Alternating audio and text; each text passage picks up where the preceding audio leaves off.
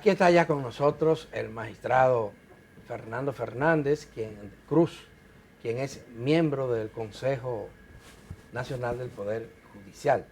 Hay varios consejos en el área de los tribunales, el del Ministerio Público, el del Consejo Nacional de la Magistratura. Aclárenos cuál es la función y las fronteras del Consejo Nacional del Poder Judicial, magistrado, y bienvenido. Cómo no, muy buenos días, para mí es un placer estar aquí con ustedes. El Consejo del Poder Judicial es el órgano de gobierno de ese poder del Estado. A partir del 2010 hubo una división entre lo que eran las funciones jurisdiccionales del Pleno de la Suprema Corte de Justicia o de la Suprema Corte de Justicia y las funciones administrativas. Entonces, con esa reforma constitucional se instaura un consejo cuya finalidad es administrar el Poder Judicial, para que los jueces se concentren en su labor jurisdiccional propiamente dicha. Correcto. Entonces, este órgano está compuesto por 5 miembros. El presidente de la Suprema Corte de Justicia es quien lo preside. Hay un representante de la Suprema Corte de Justicia, un juez que es electo por sus pares. El Pleno elige ese miembro para que esté presente en ese órgano. Y los demás miembros representantes de los jueces de corte, jueces de paz y jueces de primera instancia, que son electos, si se quiere decir, de manera democrática a lo interno del Poder Judicial. De ese órgano era que formaba parte un juez que hoy está acusado de corrupción. Sí, así es. Bueno, llama la atención que tenga 5 años de ese proceso. Es que los jueces tiemblan cuando van a juzgar a otro colega. A sus pares. ¿Qué usted opina? No, hay que ver, porque cada proceso tiene sus características. O sea, hay procesos que encuentran una solución con mucha rapidez y otros que se extienden en el tiempo por múltiples razones. Eso es muy complejo realmente. Es complejo. Pero ese es un caso de alto interés público, porque se trata de, bueno, no conozco antecedentes, de que a 2 jueces se les somete a la justicia, se presenten evidencias de que han cometido graves irregularidades en el ejercicio de sus funciones. Y por tanto debió de tener una atención especial para agilizar el proceso, ¿no le parece? Sí, ya lo creo. Debió mediar ya hace tiempo un resultado ahí con relación a ese proceso. Hay que ver qué ha sucedido realmente en términos jurisdiccionales, qué es lo que ha ocasionado que se suspenda el proceso, porque hasta ahora no tengo conocimiento de cuáles han sido los últimos pasos que se están dando con ese proceso. Ahora la Suprema Corte de Justicia ha estado cuestionada, especialmente por los abogados, agrupados en el Colegio de Abogados de la República Dominicana, por la manera en que se ha manejado durante esta crisis sanitaria y económica que ha afectado al país. Denos su versión sobre ese. Bueno, primero aclararles que se trata de básicamente las quejas están centradas en las políticas que ha implementado el Consejo del Poder Judicial, no la Suprema Corte de Justicia. Esa es una responsabilidad. Sí, es una responsabilidad exclusiva del Honorable Consejo del Poder Judicial. La parte administrativa. La parte administrativa, es el gobierno del Poder Judicial. Pero forma parte el presidente de. Pero el presidente de la Suprema es el presidente del órgano también. Y lo preside. Y lo preside, sí, claro, así es. Hay un conjunto de quejas por un grupo de abogados que tienen que ver más bien por la nueva modalidad que se ha instaurado en el Poder Judicial para que se sirva el servicio judicial a través de los medios tecnológicos. Y básicamente se ha centrado en esos aspectos. El Consejo del Poder Judicial reconoce que se trata de una novedad y está haciendo todo lo posible para que los actores de alguna manera se integren, para que pueda desarrollarse el servicio judicial a través de la virtualidad. Entonces, algunos abogados que quizás por experiencia, por la falta de experiencia en el manejo de asuntos tecnológicos, se resiste a aceptar esa modalidad que ha puesto a disposición el Consejo del Poder Judicial a todos los miembros de la comunidad jurídica. No es fácil cambiar de una práctica tan, diría yo, ancestral, porque por primera vez se habla en la República Dominicana sobre la posibilidad de la celebración de una audiencia virtual, es decir, utilizando los medios técnicos, por primera vez. Pero esto nace o se pone en marcha a raíz de la pandemia. Recuerden ustedes que los tribunales hubo la necesidad de cerrar las puertas de manera física, no así el servicio, porque el servicio nunca cerró. El servicio se mantuvo siempre a flote, haciendo uso de la tecnología, evidentemente. Y el contacto físico hubo que reducirlo prácticamente en un 98% en las primeras 6 semanas, porque el Poder Judicial organizó cuidadosamente un plan de desescalada para ir tomando de manera presencial las labores en la medida en que los indicadores nos muestren la posibilidad de que el contacto físico pueda volver a tomar lugar. Entonces se echó a andar toda una logística tendente a que el servicio judicial se mantenga a flote a través del uso de la tecnología. Celebraciones de audiencia, expedición de documentos, expedición de certificaciones, depósitos de documentos, celebraciones de audiencia en las diferentes materias, casi en todas las materias. Hoy podemos exhibir miles de audiencias virtuales desde que empezó la pandemia hasta el momento actual. Implementación de la firma digital, que ha sido un éxito al interior del Poder Judicial y hacia afuera también, porque el solo hecho de pensar que un juez, donde quiera que se encuentre, puede leer una sentencia y firmarla, comentarla, corregirla y mandarla a sus pares para que hagan la revisión, eso solo nos dice a nosotros que estamos caminando y dando buenos pasos en este sentido. Magistrado, el porcentaje de las audiencias que se están celebrando de manera virtual ahora y una de las críticas tiene que ver con que no todos los abogados tienen acceso a esos equipos tecnológicos y que entonces quedan excluidas la posibilidad, no solamente de la posibilidad laboral, sino la posibilidad de representar a sus defendidos.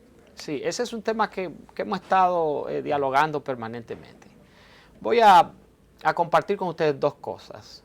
Primero, todos los instrumentos regulatorios para la implementación de esta modalidad del uso de la tecnología en el servicio judicial han incluido, todos, que esta modalidad es opcional.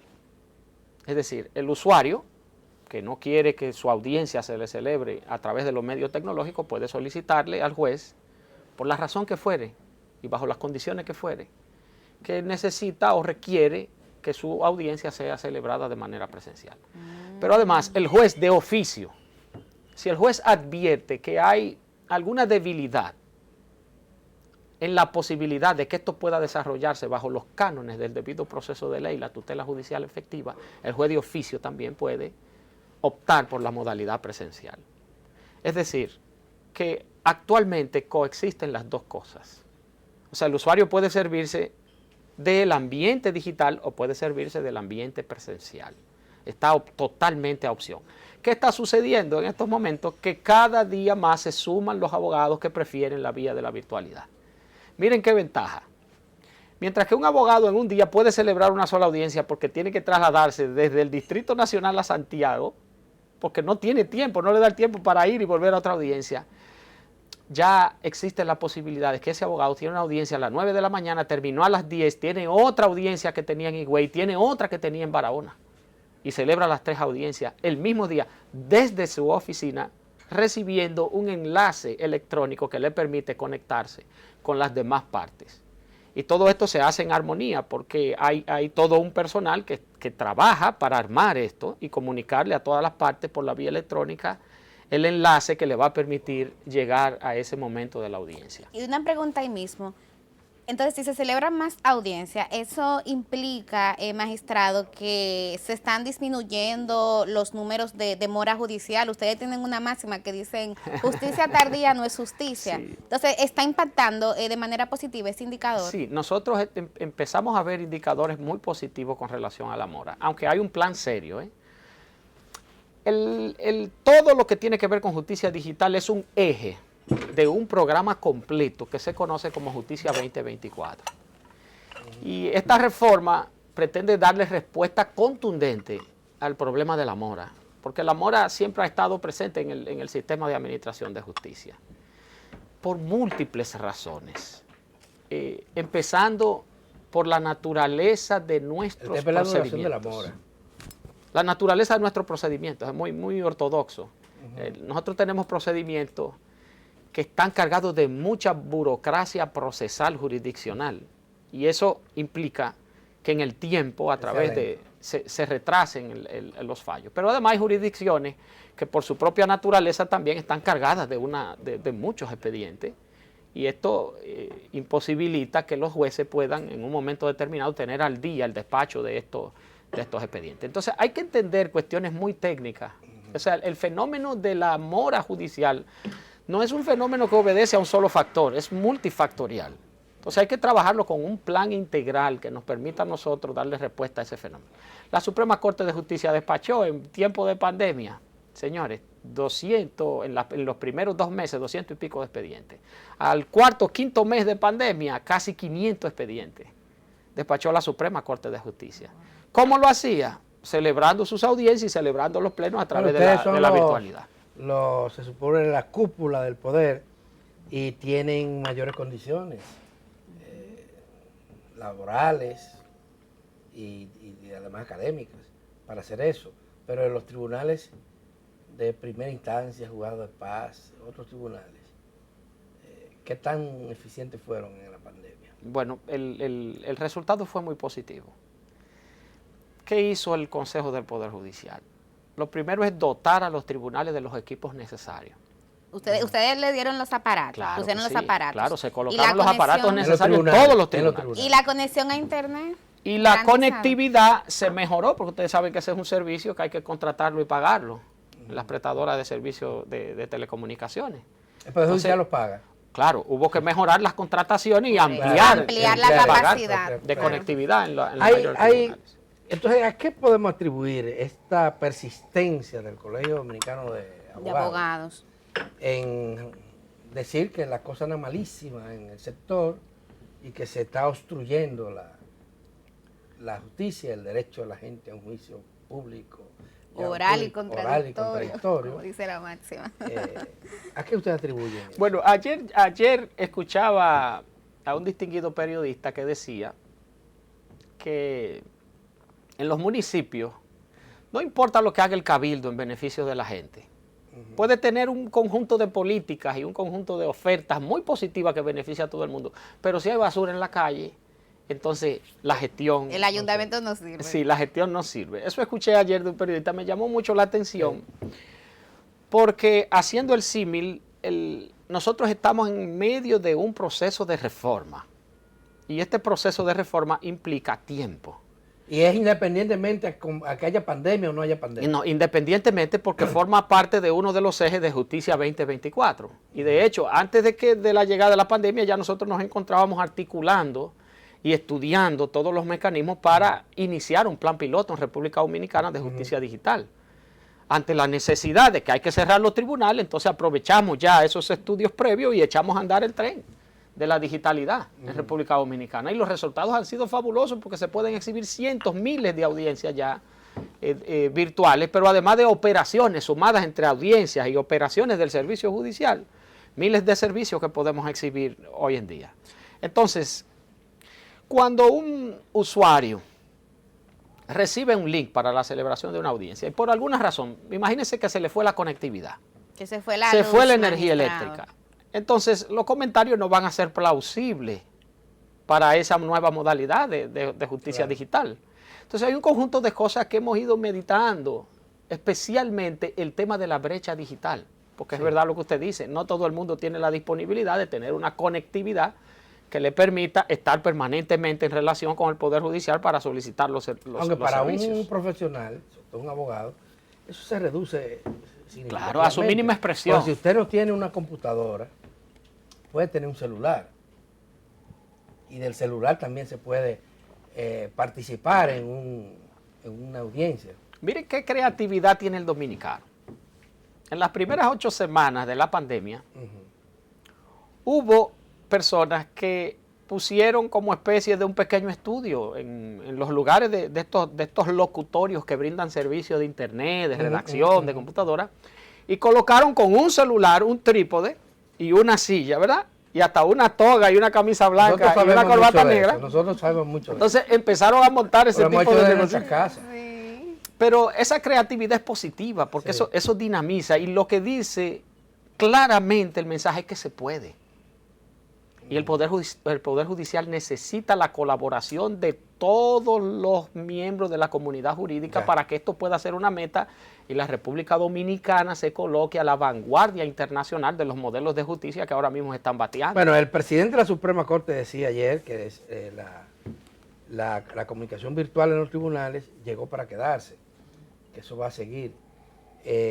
Pero se sabe también que ustedes han ido retornando a la presencialidad en muchos casos. De eso vamos a hablar después de esta pausa. ¿Cómo no?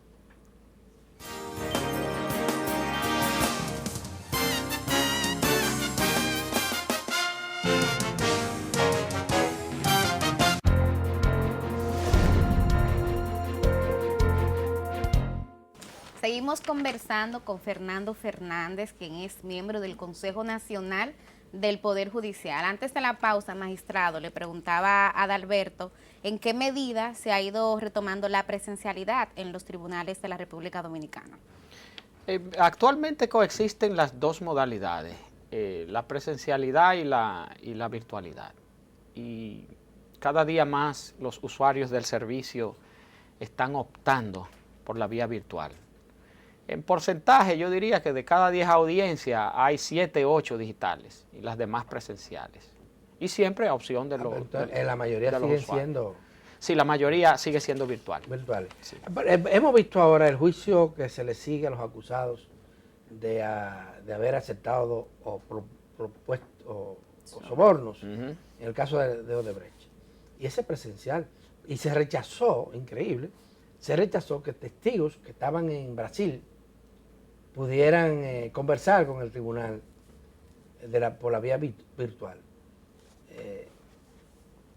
¿Eso se puede hacer en otros lugares o no? Sí, no, y hay cientos de procesos en donde se han combinado las dos cosas. O sea, un testigo puede estar en el exterior, en cualquier país, y sus declaraciones pueden ser presentadas en un monitor y se articula el mismo ejercicio como si estuviera sentado en los estrados.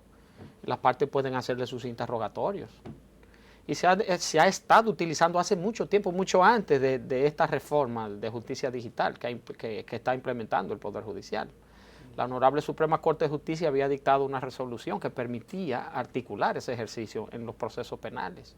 O sea que eso no es una novedad. Pero realmente. en ese caso no se permitió eso y tampoco se permitió que se transmitiera la audiencia. Yo recibo, cada vez que hay una audiencia, recibo los enlaces para transmitirla. Sin embargo, en ese caso eso tampoco se permitió.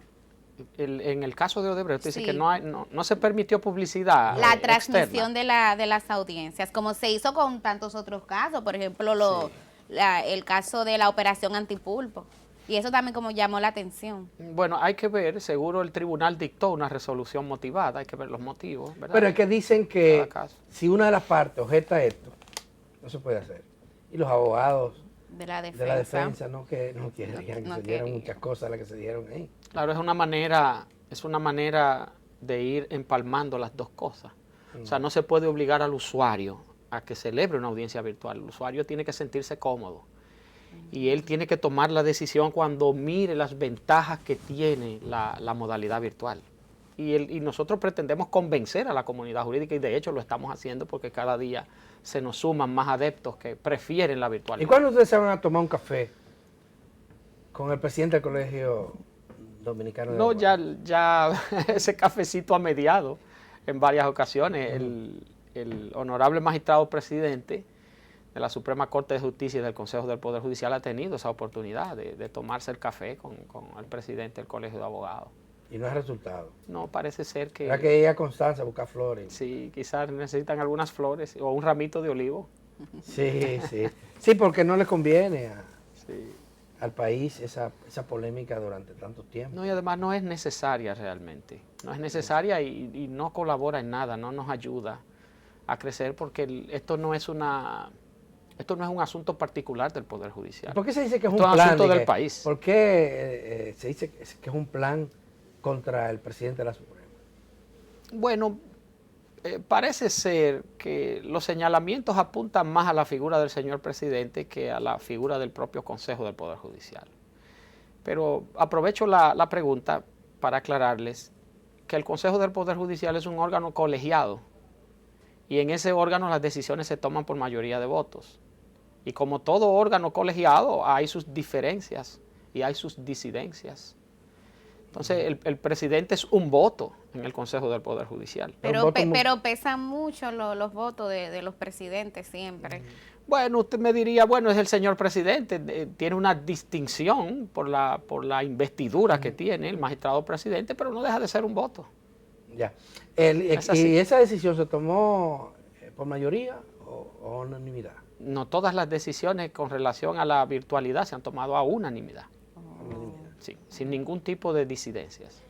Aunque hay disidencia ahora de uno de los miembros, pero eso vino con posterioridad, esa reacción. De los 5 hay uno que... Sí, que es totalmente disidente, no con la implementación de todo el andamiaje que constituye esta modalidad de servicio judicial virtual. Él tiene otras diferencias, pero son diferencias muy personales del magistrado, que nosotros respetamos, pero que no compartimos en lo absoluto. ¿Qué es lo que él plantea? Bueno, él plantea que se han tomado decisiones y que él ha hecho votos disidentes que no aparecen en las actas, por ejemplo. Que ha habido desvinculaciones que no tienen sustento dentro del Poder Judicial, entre otras cosas. ¿Y han desvinculado mucha gente? El Poder Así Judicial, se le llama ahora las cancelaciones. Sí. Desvinculaciones. Sí.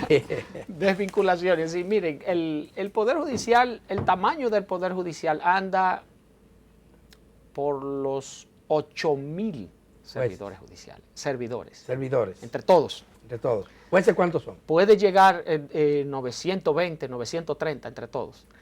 Puede llegar hasta 9.000, si calculamos bien todo el que está relacionado con el Poder Judicial. Imagínense ustedes la dinámica que tiene ese tamaño en términos de gestión humana, lo que sucede. Entonces hay un constante movimiento de contratación, ¿verdad?, de desvinculaciones y de destituciones, porque nosotros tenemos un buen sistema disciplinario. Es uno de los poderes del Estado con un sistema disciplinario bastante fuerte y bien estructurado. Pero a veces lento, porque lo de Ahuilda y lo de Francisco... 5 años. No, y además que duró casi un año. Pero no la parte disciplinaria. La parte disciplinaria pero duró, llegó a su final. Llegó, pero tanto tiempo llegó a su que final. esperar para que esto se procediera. Y yo no sé por qué el Poder Judicial no ha prestado atención especial a este caso, porque le atañe y además empaña mucho la imagen de la judicatura en la República Dominicana, para que haya una resolución, si son inocentes. Eso está bajo el fuero jurisdiccional de los jueces. Pero en la parte administrativa, ustedes, el Consejo del Poder Judicial le toca, ¿qué pueden hacer para agilizar los procesos? ¿Qué pueden hacer para que los tribunales sean más ágiles, más rápidos impartiendo justicia? Porque como decía mi licenciado ahorita, una justicia tardía se convierte en una injusticia. En los procesos penales hay un matrimonio. Y en los matrimonios tiene que haber mucha conversación para que la cosa funcione. Y ese matrimonio es entre el Poder Judicial y el Ministerio Público, en los procesos penales. El Ministerio Público es el impulsor, ¿verdad? Nosotros tenemos un sistema acusatorio adversarial. Eso quiere decir que los jueces son totalmente imparciales, funcionan como árbitros, no tienen nada que ver con los procesos de investigación, porque el juez no puede investigar, ni puede sugerir, ni puede impulsar ningún tipo de actividad tendente a la investigación. Eso le corresponde. Pero al juez le llega un expediente que ya ha sido previamente investigado. Sí, se supone. Que cuando le llega al juez, porque llega ahí al juez, que esa investigación está materializada. En muchísimos casos. Sobre todo con la gente que no tiene recursos económicos, porque uno habla de casos como este de Ahuilda, que son de interés público, pero a veces casos de un pobre ciudadano que ha violado la ley, probablemente, pero que no merece una pena indefinida, como muchas veces ocurre. Porque después le dice 6 meses de prisión y ya tiene 3 años. Estos procesos están gobernados por muchos tecnicismos, pero hay cuestiones que retrasan un poco su desarrollo, como por ejemplo, lo comentábamos ayer en un encuentro con los periodistas. En el Grupo Corripio. En el Grupo Corripio. El problema de las citaciones, el problema de los traslados de los internos. Sí. un juicio penal participan muchos actores al mismo tiempo y por juntarlos de manera Da coherente. trabajo, pero usted tiene da una trabajo. parte de responsabilidad en eso. Vamos a ver. Bueno, el juez tiene que garantizar que si decide, bueno, pusimos la audiencia para tal día, que esos procesos avancen de citaciones, de adecuación, de que no coincida con otra cosa, para que Hay patrones que son innegociables en ese proceso. Por ejemplo, el no traslado de un imputado, no hay eso es forma otra de cosa. conocer esa audiencia. No, pero eso es otra Entonces, cosa. si no se citó, si se citó Ese no mal, le corresponde a usted. eso no nos corresponde a nosotros. Pero si un actor no ha comparecido y se verifica la no citación de ese actor, entonces ya hay que volverlo a citar. Un asunto de debido y los proceso. trucos de los abogados. Y además, no quieren que las algo pase. excepciones de los procedimientos son infinitas.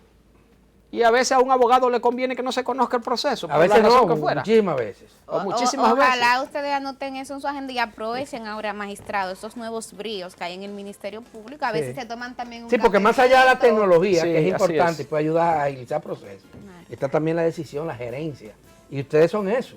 Sí, así Por eso fue que se separó, se separaron las funciones de la judicatura en se crearon dos órganos diferentes. correcto. Uno Pero para bueno, administrar, el otro El jurisdiccional. tiempo se acabó. Sí, Muchísimas lamentablemente. gracias al Se nos fue el magistrado tiempo. Fernando Fernández Cruz, quien es miembro del Consejo Nacional del Poder Judicial. Gracias, magistrado. Cómo no, para mí ha sido un inmenso placer Muchísimas compartir gracias, con ustedes. magistrado. Y gracias a ustedes, amigas y amigos televidentes. Mañana cerramos la Y semana. mañana es viernes. Así que nos esperamos aquí, le contaremos lo de Argenis mañana.